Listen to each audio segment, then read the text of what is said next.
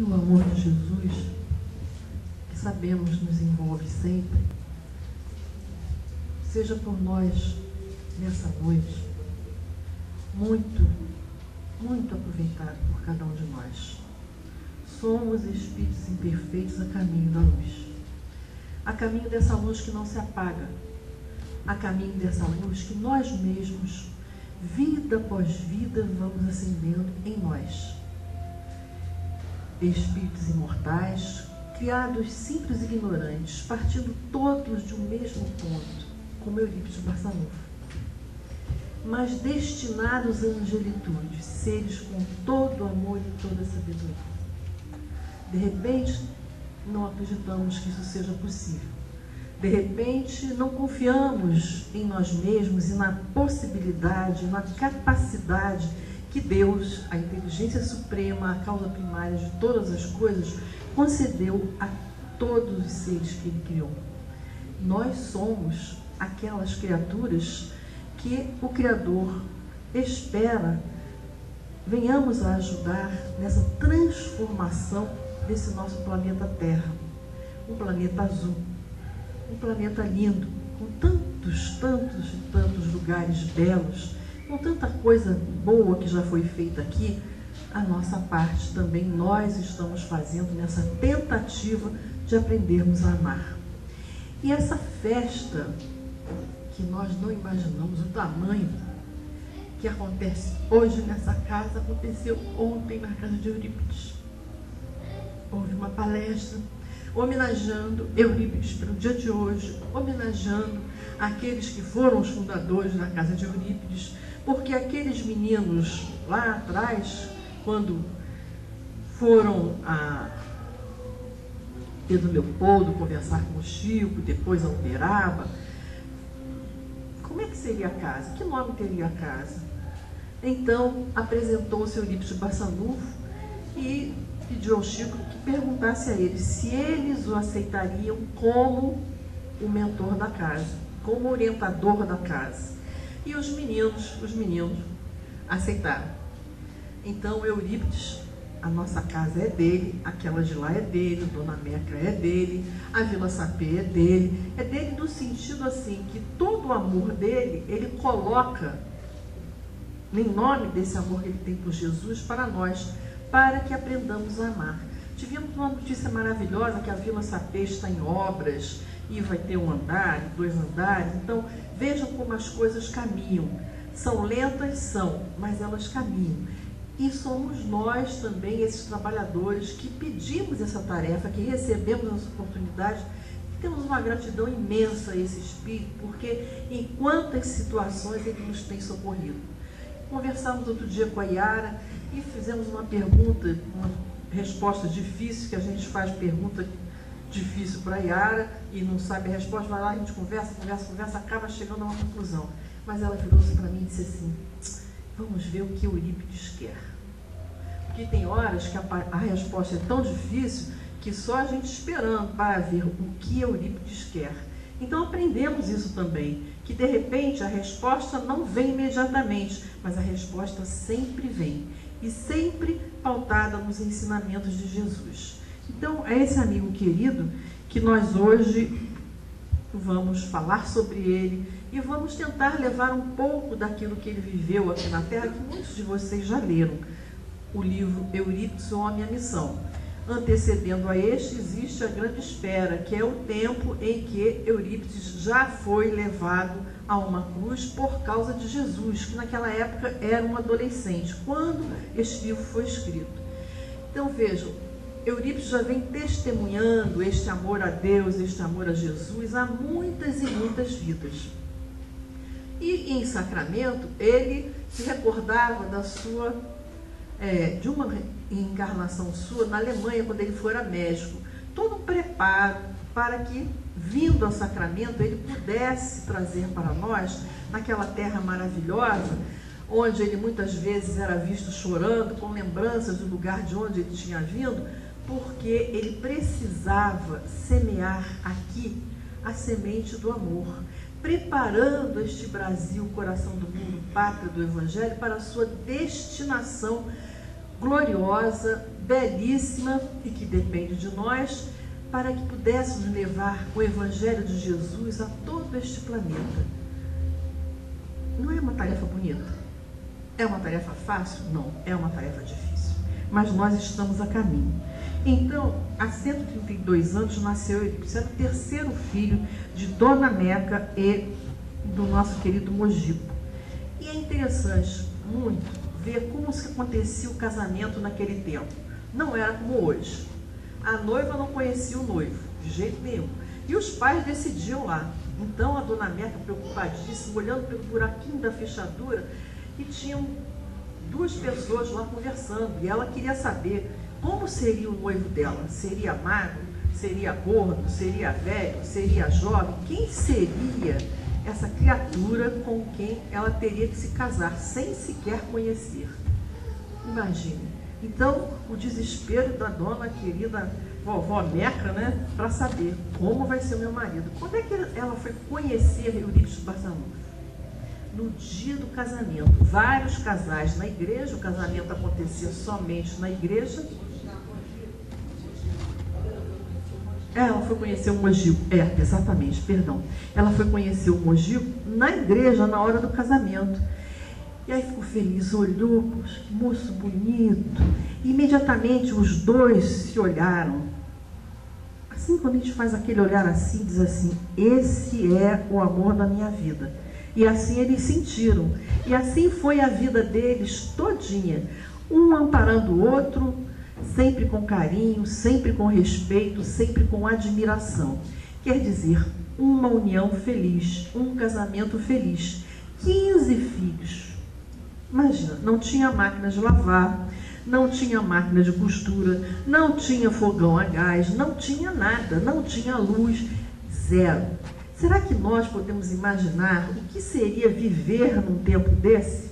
Lavar roupa na beira do rio, tudo sendo feito da maneira mais rudimentar possível. Mas a nossa querida vó Meca não se cansava de trabalhar, era uma pessoa alegre, sorridente, embora sofresse de transtornos mentais seríssimos. E Eurípides, quando nasceu, percebia no lar uma dificuldade financeira muito grande, que havia problema de levar o alimento para dentro de casa, e mais ainda a mãe doente. Então ele tinha uma preocupação incrível de ajudar os pais e de cuidar da mãe. Então ele e o pai estavam sempre acompanhando a nossa querida vó Meca, sempre tentando cuidar dela. E pequenininho ele já fazia tarefas que pudessem redundar em moedinhas que ele botava dentro de uma meia velha do pai, era o cofre de Eurípides, para entregar à sua mãe. E assim ele foi fazendo. Ele carregava a mala, ele carregava pacote, ele ajudava as pessoas a descerem do cavalo, ele procurava trabalho. Quando abriu a estação férrea, ele ia lá para ver o que ele podia fazer. Então, o espírito trabalhador, que sempre trabalhou e que sempre procurou ajudar os seus pais, ajudar aqueles que estavam à sua volta e sempre dando bons exemplos. Olha que coisa mais interessante, só a doutrina espírita nos explica essas conquistas do espírito, essas virtudes que cada um de nós vai conquistando ao longo das nossas reencarnações, mas que Eurípides já trazia. E ele foi exemplificando isso ao longo da sua vida. Começou estudando com o seu pai, que procurava ensinar ele português, matemática, as lições básicas da vida, para ele poder saber fazer essas coisas. Mas ele tinha uma rapidez de aprendizado que, a uma certa altura, o pai viu, não posso ensinar mais para ele. E fundou-se uma escola em Sacramento, o Liceu Sacramentano. Mas ele vai para o Liceu Sacramentano e tem uma participação também maravilhosa. Ele vai ajudando os seus colegas de classe a estudarem. E ensina, e ensina, e ensina, aprende. E chega uma hora que também o diretor da escola, ele vira o professor Miranda. Ele fala, não tem mais nada para ensinar ao seu filho. Imagine nós com um filho assim, que primeiro trabalha, desde pequenos ajudando em casa, ajudando todas as pessoas. Segundo, que gostem de estudar, que se dediquem ao estudo, que aproveitem o estudo. Que espírito esse, não é? Mas lá não tinha doutrina espírita nesse tempo. E eles todos frequentavam a Igreja Católica. E fazia-se de tudo para que os filhos seguissem a Igreja Católica, que era muito natural, porque não havia outra religião, em hipótese nenhuma. Mas o nosso Eurípides foi crescendo e foi aprendendo determinadas situações, ouvindo determinadas histórias que aconteciam lá na fazenda de Frederico Peró, em Santa Maria. E tinha o senhor tio dele, que era irmão lá da família da mãe, Mariano Cunha. E Mariano Cunha frequentava essas reuniões. E Frederico Peró, que se tinha transformado em espírita, ele começou a levar a doutrina espírita para aquela área inteira. E todos aqueles que trabalhavam em suas fazendas, que eram criaturas muito modestas, muito humildes, que não sabiam praticamente ler coisa nenhuma, eles participavam de reuniões onde estudavam o Evangelho e onde a mediunidade se apresentava, mediunidade, este meio de comunicação entre o mundo espiritual e os encarnados, se apresentava de uma maneira fantástica. E começaram a acontecer fatos, e Eurípides soube. No que ele soube, ele começou a conversar com o tio Mariano, que ia dormir lá na casa dele. Mas então, como é que é isso? O que está acontecendo lá? Mas isso está na Bíblia? Não está na Bíblia? Como é que é? E dúvidas, e dúvidas, e dúvidas foram chegando para Eurípides. Abençoadas dúvidas, porque eu também cheguei na casa espírita com dúvidas. Você chegou? E obtivemos nossas respostas. E Eurípides a mesma coisa. Mas o tio Mariano simplesmente falou, olha, eu não tenho resposta tantas para te dar, mas tem esse livro aqui, ó, Depois da Morte de Leon Denis. Não sei se vocês já leram. É um livro maravilhoso que vale a pena ler. E aqui diz assim, o nosso querido Leon Denis, no final da introdução, não vamos em busca de êxito, quando ele busca a doutrina espírita. Um único móvel inspirou-nos, o respeito, o amor à verdade. Uma só ambição anima-nos, quereríamos, quando nosso gasto invólucro voltasse à terra, que o espírito imortal pudesse dizer a si mesmo, minha passagem pelo mundo não terá sido estéril, se contribuir para mitigar uma só dor, para esclarecer uma só inteligência em busca da verdade, para reconfortar uma só alma vacilante e contristada. Então Eurípides leu isso. E quem pega uma página de um livro que nós temos aqui, O Espírito de Verdade, que tem uma página de Eurípides também, a gente lendo, vê que ele termina essa página dizendo a mesma coisa. É necessário viver, meus irmãos, e ser mais do que pó. O Espírito deve ser conhecido por suas obras. Foi isso que Eurípides fez. Se hoje nós estamos aqui reunidos sob a sua tutela, se nós sabemos que a casa de Eurípides e todas as obras que se seguem, porque tem o Dona Meca e tem a Casa Lar também, estão todas ligadas por esse amor de Eurípides, é porque ele serviu de exemplo para nós, as suas atitudes na vida serviram de exemplo para nós e ele está aqui. Nós não acreditamos, mas ele está. A gente tem uma dificuldade, pensa Eurípides, socorro, me ajuda. O que for possível, o que não for contra a vontade de Deus, me ajuda para que eu possa fazer o meu caminho corretamente. E Eurípides ajuda. E é isso, a Dona Meca e o nosso querido Mogigo casaram sem se conhecerem, se conhecendo na igreja. E esse amor profundo fez com que eles se unissem. E Eurípides, sendo o terceiro filho, foi ajudando e viu todos os outros irmãos virem chegando e se preocupando, voltando ao que já tínhamos dito, em ajudá-los a alimentar-se. Foi estudando, foi crescendo e foi tendo possibilidade de ajudar mais a família. Então, a gente presta atenção e vê que interesse pessoal não era com ele.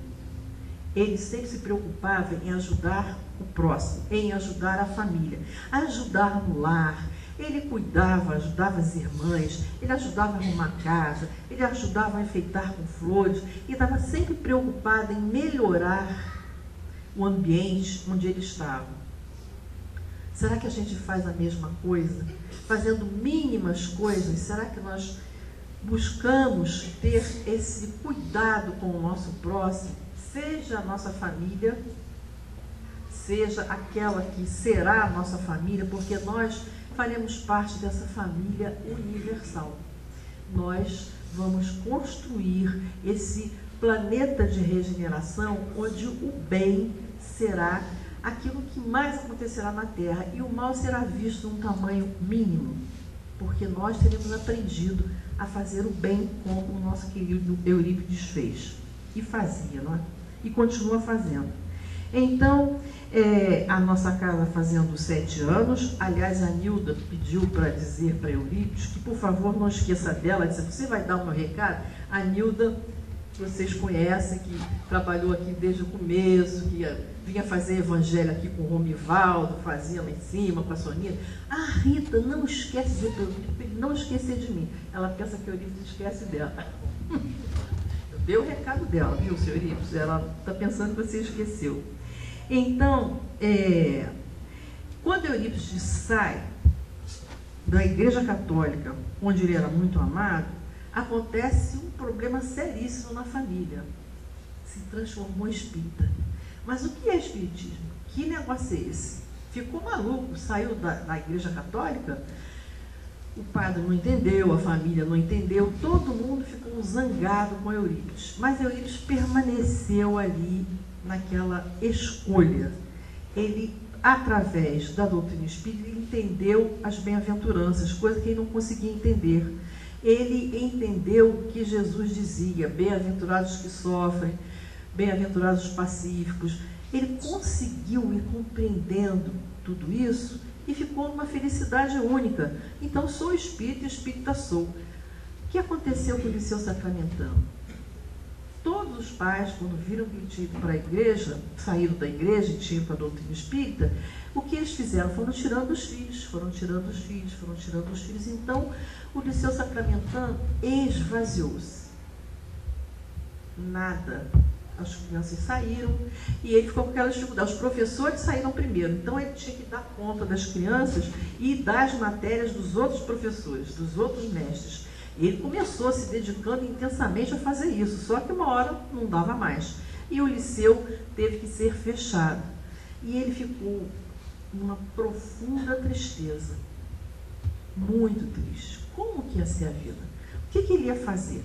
Ele que gostava de ensinar, era um professor que já vinha preparado para ser professor, já tinha sido professor em outras vidas, tinha capacidade de lidar com as crianças, lidar com as pessoas, criando diversos tipos de estudo, lidando com as crianças de uma forma diferente, ensinando ética, ensinando moral, coisa que não se fazia naquele tempo, Eurípides já fazia lá atrás. Como seria a vida? Mas eis que nesse momento, então, ele vê Maria Santíssima. Maria Santíssima vem até ele. E ele conta para a Dona Amália, a sua secretária, desse encontro com Maria Santíssima. Maria Santíssima dizendo a ele, não tema, não tenha medo, nós vamos continuar. É muito bonito o que Maria diz para ele. Eu vou ler aqui no livro como está escrito. Não feche as portas da escola. Apague da tabuleta a denominação de Liceu Sacramentano, que é um resquício do orgulho humano. Em substituição, coloque o nome Colégio Allan Kardec. Ensine o Evangelho de meu filho às quartas-feiras. Institua um curso de autonomia. Acobertarei o Colégio Allan Kardec sob o manto do meu amor. Será que a gente pode imaginar o que foi esse momento na vida de Eurípides? O amparo de Maria Santíssima, o amparo dela para dizer, ensine a astronomia, mostra para essas crianças essa criação divina, tudo que está por aí, e eu vou amparar você, não desista. Então, a linguagem sublime da Santíssima derrama-se em todo o conteúdo da mensagem, onde a põe ela o selo da sua identidade, através das vibrações do seu amor. No final, firma o documento precioso, Maria, serva do Senhor. Maria Santíssima. Então, esse amor de Maria envolvendo Eurípides, envolvendo todas as casas de Eurípides, porque ela continua auxiliando a todos aqueles que a buscam. Será que a gente lembra de Maria Santíssima? e agradece a ela por ela ter auxiliado Eurípides, por ela nos auxiliar a todos, sempre que nós lembramos dela. Será que nós lembramos também? Então, esse colégio Allan Kardec foi criado e depois começou a dar certo em Sacramento. Ele trocou o nome e virou o Colégio Allan Kardec. Hoje ele não funciona como colégio, né? Mas está lá. O primeiro colégio espírita do planeta Terra foi em Sacramento, nas Minas Gerais, no Brasil. Eu quero ver se tem mais algum colégio espírita por aí com o nome. Tem? Você conhece? Ah, em Sacramento. Terminou. Acabou. É isso mesmo, tinha o nome de Kardec. Mas terminou. Então, vejam só, ele foi semeando naquela terra das Minas Gerais, ele foi semeando amor, foi preparando um terreno para que o nosso Chico viesse depois com um terreno mais fertilizado, um terreno onde houvesse mais conhecimento da imortalidade de cada um de nós, para que pudéssemos ter hoje tudo que nós temos, mais 420 livros sobre a doutrina espírita. É muita coisa, é muito presente que Deus deu a todos nós para que nós aprendamos a amar. Bom, depois vem, como é que a gente sabe? Eurípides tinha o hábito de fazer o bem. Como é que você conquista isso? Fazendo o bem todo dia, entendendo por que se faz o bem. Quem é que recebe primeiro o bem quando faz o bem? Somos nós ou a pessoa a quem fazemos o bem? Somos nós. O teor vibratório nosso se modifica, o nosso perispírito se modifica. Esse laço que liga o nosso corpo material ao nosso espírito, ele vai cada vez ficando mais sutil. Imaginem como era o perispírito de Eurípides de Barçanufo. Sabe o que a gente consegue imaginar? O quanto ele era tênue, delicado. Eurípides encontrando com Maria Santíssima, Eurípides encontrando com Jesus, porque Eurípides encontrou com Jesus. Em situação difícil da vida dele, ele mais uma vez é levado a um encontro como esse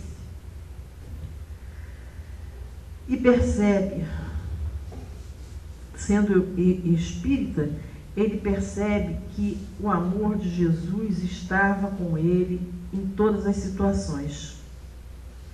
Mesmo ele sendo chamado de louco, não é? Ele consegue, de todas as maneiras, afinal, levar adiante essa tarefa. Então, qual era o desejo dele? Aprender com Cristo a divina lição. E o jovem missionário mantinha constantemente a prece, buscando no silêncio do seu recolhimento um manancial de forças que lhe garantiam o sublime magnetismo. Porque Eurípides, então, ele fazia curas. Eurípides passou a fazer tarefas nas fazendas distantes, ele caminhava. Por 2 vezes ele foi ameaçado de morte. Dr. Bezerra de Menezes avisava ele: meu filho, tem 2 homens que estão esperando você ali na outra esquina, a intenção deles é matá-lo. Vá tranquilo, porque estamos com você. E Eurípides vai tranquilo. Quando passa pelos 2 homens, olá, como vão? Bom dia, tudo bem? Mas não é só o falar. Era o pensamento dele, o coração dele, emitindo vibrações de verdadeiro amor para aquelas criaturas. Porque ele sabia quanto eles eram necessitados desse carinho, desse amor. Porque quando alguém imagina matar alguém, como será o estado espiritual dessa criatura, né? Como será que vai esse coração? Como é que vai essa mente? Então, Eurípides, no cumprimentar, ele já envolveu a criatura com tanto amor que eles mudaram de ideia. Daqueles que seriam 2 inimigos, ele faz mais 2 amigos. Lições da vida de Chico que nós não podemos esquecer. Só não tem que lutar aqueles que já conquistaram todas as suas virtudes. Nós ainda precisamos lutar e nunca desistimos de lutar. Qual a mais meritória de todas as virtudes? Pergunta o nosso livro dos Espíritos. Então, os espíritos que escreveram esse livro, eles dizem, todas têm seu mérito próprio, que todas indicam prosperidade na cena do bem. Há, contudo, uma resistência voluntária ao arrastamento aos maus pendores. Quando a gente consegue resistir a algum mau pendor nosso, nós já estamos caminhando. Então, aqueles dois espíritos resistiram ao mau pendor que tinham pelo amor de Eurípides, que os envolveu. Mas, o que é pior para nós? Por que a gente não desenvolve tanto as nossas virtudes? Por causa do interesse pessoal, que nós já dissemos, Eurípides não tinha. Ele tinha um interesse coletivo, por todos aqueles seres que viviam com ele. E como é que Eurípides adorava a Deus? Adorava a Deus falando de Deus o tempo inteiro, adorava a Deus se benzendo o tempo inteiro, fazendo o quê? Ele adorava a Deus auxiliando ao próximo. Essa era a forma dele adorar a Deus. Que a gente também precisa aprender a fazer. O que nós vamos ver mais?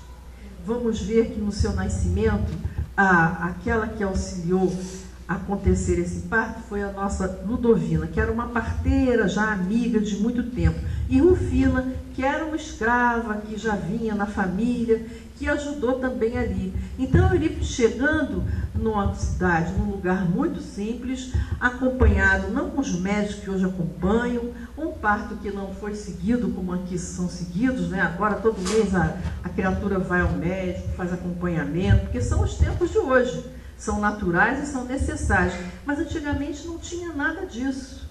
E assim ele vem ao mundo e começa esse trabalho maravilhoso. Mas ele começa já trazendo uma conquista com ele, a conquista da disciplina. Será que vocês lembram quando o Chico pergunta para Emmanuel o que ele precisava para trabalhar com os bons espíritos, para continuar a doutrina espírita? Então, o que o nosso Emmanuel responde para ele, né? Que ele ia precisar, em primeiro lugar, de disciplina, em segundo lugar, disciplina, em terceiro lugar, disciplina. Só que Eurípides, ele já também trazia a disciplina com ele. Era uma conquista dele. Então a gente fica pensando, disciplina em quê? Disciplina como? Como usar disciplina? Disciplina em relação a nós mesmos. Disciplina com os nossos pensamentos, disciplina com o nosso modo de agir, disciplina com o nosso modo de falar, para que a gente possa crescer espiritualmente. É difícil sim. Muitas vezes tem vontade de dar uma resposta que não deve, até que deve, mas sabe que não vale a pena, porque não vai construir nada. E nós queremos construir alguma coisa, queremos construir para nós e queremos construir para todos que convivem conosco. Família, sabem lá o que é uma família com 15 irmãos? Será que a gente tem ideia? Será que nós sabemos o que é isso? Trazer o pão, botar roupa, não tinha máquina de costura, não tinha gás, não tinha luz, não tinha nada. Então, um dia a vó Meca soube que uma máquina de costura chegou, não sei aonde, ela queria ver a máquina de costura. O vô Mojico falou, não vai, pode deixar. Mandou buscar, nessa altura já tinham dinheiro, uma máquina de costura em São Paulo. Ah, que beleza, ela não vai precisar mais ficar costurando tudo com aquela mãozinha, com o pessoal ajudando, porque tinha que fazer roupa para esse povo todo. E hoje, a gente faz o quê?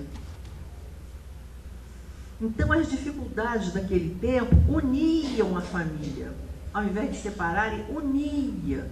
Todo mundo trabalhava junto, todo mundo ia para a cozinha, todo mundo ia cuidar de tudo, fazia suas plantações. Houve um tempo que lá quase não havia comida para ninguém. Mas a vida foi se modificando, o seu Mojico abriu uma loja e ali as coisas foram crescendo. Eurípides acabou sendo um político, ele foi vereador. Olha que honra, né? Cuidou de fazer toda a parte sanitária que não tinha, cuidou de fazer a represa com a água para criar luz lá em Sacramento e foi criando coisas novas em Sacramento. Tudo que ele lia em livros, ele adorava ler, ele vivia lendo, ele vivia encomendando livros, sempre se instruindo, sempre se instruindo. e beneficiou aquela área toda de Sacramento com todas aquelas coisas. Só que um dia ele falou, chega, não quero mais saber de política.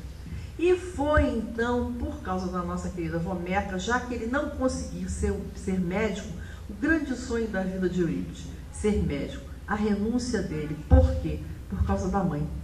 A avó Meca, com aqueles transtornos mentais que tinha, precisava sempre do socorro, como já dissemos. E ele tinha um grande sonho, curar a mãe. E uma família amiga chega em Sacramento e ele toma conhecimento de homeopatia, começa a ler sobre homeopatia. No que ele começa a ler sobre homeopatia, ele descobre um jeito de fazer um remédio que vai curar a avó Meca. E realmente a avó Meca fica curada. Não tinha mais transtornos mentais. É claro que associado ao amor daquela família, associado à capacidade dele de amar, tudo isso ajudou para que a avó Meca ficasse boa. E ela também, sendo mãe, imagina, de tantos filhos, como que Deus não ia ajudar? Claro que ajudou. Então ela fica boa, mas a partir do conhecimento da homeopatia, Eurípides começa a trabalhar mais e mais. Então quem lê o livro Eurípides, o Homem e a Missão, descobre o quê?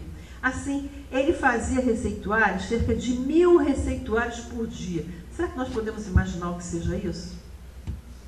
1000 receituários por dia. Ele acordava às 4 horas da manhã e tinha um cãozinho jipe, um cãozinho preto, que tomava conta da vida dele, dos horários que ele tinha para fazer, ele não podia se atrasar, que o cão lá ia lá, chamava a atenção dele. Então ele se acordava nessa hora, ele ia responder a correspondência, ele ia manipular tudo aquilo para fazer a homeopatia, aquelas soluções todas. Ele mandava entregar e ele sabia, porque ele desdobrava, saía, o seu espírito saía do corpo, e os alunos sabiam disso, e ele ia atender, fazia partos, ele cuidava de gente à distância. Então ele era um médium de cura também. Isto sem cobrar nada, sem pedir um tostão, sem querer nada para ele, sempre, sempre, sempre, fazendo tudo isso por amor. Então, através da homeopatia, ele ajudou a curar muitas pessoas, inclusive a sua mãe. Olha quanta bondade nesse coração, quanta preocupação com o seu próximo. É uma coisa muito linda da gente ler, da gente parar, pensar e ver como é que nós estamos fazendo assim a nossa vida. E ele funda então o colégio, ele funda uma casa espírita, pensa bem, fundar uma casa espírita lá naquele tempo também. Grupo Espírita Esperança e Caridade, sempre colocando a caridade e colocando a esperança também. Essa casa atendeu muitas pessoas, até hoje existe em Sacramento. Nós tivemos a oportunidade de participar em viagem que fizemos, né, a Soninha, Yara e outras pessoas daqui. Acho que não tem muitas não, né? Você foi também? E nós participamos de evangelho ali. É uma vibração no ambiente, é uma coisa maravilhosa. Sugiro que se organize uma viagem a Sacramento, viajando no clima de amor que a gente viaja quando vai a Sacramento, para que aqueles que desejarem conheçam essa terra abençoada, que é um pedacinho do Brasil, mas é por ali, por aquele pedaço do nosso país. Minas Gerais de amor, não de esmeraldas, nem brilhantes, nada disso, que o Brasil está se modificando, que nós estamos modificando, que nós estamos fazendo essa transformação no nosso país. Não acreditem nas más notícias o tempo inteiro. Pensemos no bem, acordemos pensando no bem, pensando em Jesus, orando, agradecendo um novo dia, agradecendo pela noite que tivemos. Oremos ao adormecer, não precisa ler uma página enorme não, basta pensar em Jesus, pensar em Eurípides, pensar em Maria Santíssima, agradecer a nossa atual reencarnação e vamos aproveitar todos esses presentes de amor que nós temos recebido. Todos nós temos recebido. Ah, Rita, você não tem problema? Claro que tem. O primeiro problema sou eu mesma. Tenho que me modificar, tenho que me transformar. E mais os problemas que estão à minha volta. Mas como é que a gente se modifica? Só conhecendo a nós mesmos. conhece-te a ti mesmo e tudo se transformará. Eurípides, ele não precisava, porque ele já era esse espírito maravilhoso. Mas nós precisamos. Então, vamos nos conhecer nós mesmos, vamos ajudar o nosso próximo. Olha, nós temos trabalhos aqui, não temos? Temos de manhã, café da manhã, temos a sopa. Eu até não tenho vindo, tem outras razões na minha vida de problema de saúde que me impedem de chegar exatamente como eu gostaria. Mas, olha, pode descascar legume, pode ajudar a lavar as coisas. Pergunta para o Augusto e para a Sandra como é que é isso. Porque é um trabalho maravilhoso. Ainda tem aí o Rio das Pedras, onde se entregam as bolsas. R$1. Não posso dar nada, dou R$1. Não posso dar nada, dou o trabalho das minhas mãos. Porque tudo é válido. E vai fazer bem quem? Eu já disse, primeiro vai fazer bem a nós mesmos. Então, servir ao nosso próximo como Eurípides serviu, para que possamos aprender a amar. O nosso estudo vai terminando. É pouco tempo para falar muita coisa sobre Eurípides. Existe muita coisa para falar. São Vicente de Paulo e Eurípides, muito interessante isso eu não posso deixar de falar não. Como é que a gente encara a nossa desencarnação? Quem tem medo aí de desencarnar? Eurípides avisou 5 vezes que iria desencarnar. Foi preparando a família para a sua desencarnação. Olha, estou indo embora. Olha, avisava. Que coisa fantástica, né? Que serenidade para desencarnar. Então, aconteceu a gripe espanhola. E eu me lembro da minha avó falando da gripe espanhola. Me lembro que ela perdeu todo o cabelinho que tinha, usava, enfim, tipo uma peruca muito modesta, né? Para cobrir aquela cabeça que ficou sem os cabelos. E não havia implante, não havia nada disso, nem tampouco havia dinheiro para fazer isso. E ela contava como era aquela gripe espanhola pelo Rio de Janeiro. Era uma coisa trágica, uma coisa muito triste. Mas a gripe espanhola chegou a Sacramento. Um casal de turistas foi lá visitar e levaram a gripe espanhola. Então aquilo se espalhou por ali. E Eurípides não parava de trabalhar nos remédios para a gripe espanhola. O que aconteceu? Ele também ficou doente. E ele teria que voltar à pátria espiritual de alguma forma, né? Mas voltou assim, trabalhando até o último momento. Só foi se recolher depois de tomar um banho de imersão, como ele gostava muito, porque a avó Meca pediu a ele, vai se deitar. Ele não queria se deitar de jeito nenhum, mas ele obedeceu. E no que ele deitou-se, a 1º de novembro, ele acabou desencarnando. Quanto tempo ele passou na Terra? 38 anos. Temos saudade dele? Temos. Somos gratos a ele? Somos. Então, o exemplo, como o exemplo é importante nas nossas vidas.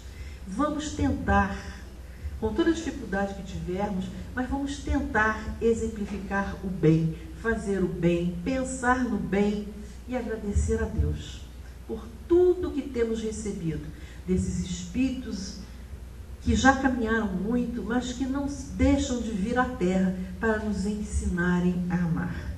Então, a canção de Eurípides, eu vou ler, não vou cantar, diz assim: veio aliviar a dor, veio doar o seu amor, viver o que o Evangelho diz, tão fraterno e tão singelo, Eurípides.